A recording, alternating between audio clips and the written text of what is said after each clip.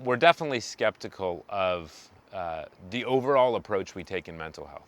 And that isn't a categorical rejection of every single person who's within that system. I mean, we work with two unbelievable clinical psychologists who work in that system.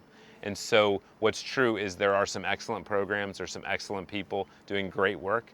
And the key, or the key to being willing to refer people, is to understand what those are and why they work and how they work, and to be able to effectively contextualize that for people we might send out.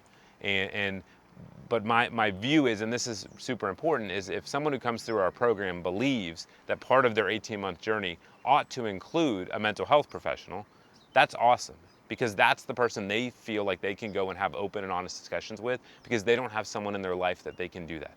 That is fantastic. Whatever you need to do to be successful, we will support you, so long as it's not engaging in self-medication and violence and drug abuse and those things. So in the realm of stuff that's designed to help you get better, we are not exclusionary in terms of any of that. And I think that that's one of the challenges in trying to have a constructive and honest discussion about mental health, is you want to be able to speak truths about the myth of evidence-based treatment, the myth of efficacy, and you don't want to crowd out people from seeking what may be the only option they have. And it's an ongoing point of discussion that we have with the psychologists we work with, which is, until and unless we can get to a world where we can scale our knowledge and our programming in a drastic fashion, we have to be very thoughtful about this discussion and where that's held.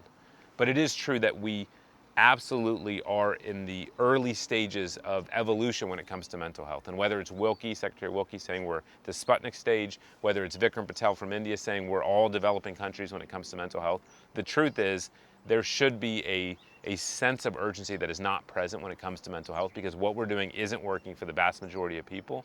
And what we're doing here is working in ways that are probably 3 to 5, if not 10 times better than traditional approaches. But this isn't scalable to every single person who needs support.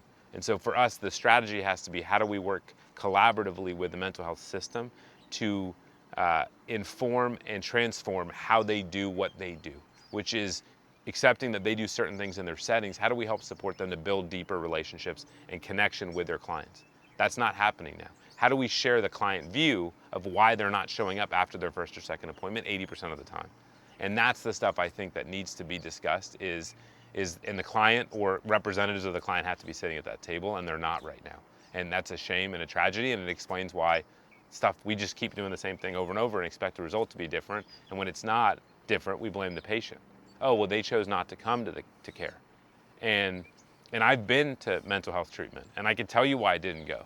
And it wasn't my fault. You know, when you work with people who are clinicians who don't provide you any direction or guidance or value or support or a listening ear, and are harsh or cruel or disengaged, why would you go back to that person? It doesn't make sense. And I think that there's a real rethink and some soul searching needs to be done on the part of mental health professionals. And we're here to help support that, not to tear down, but to actually support that elevation of it.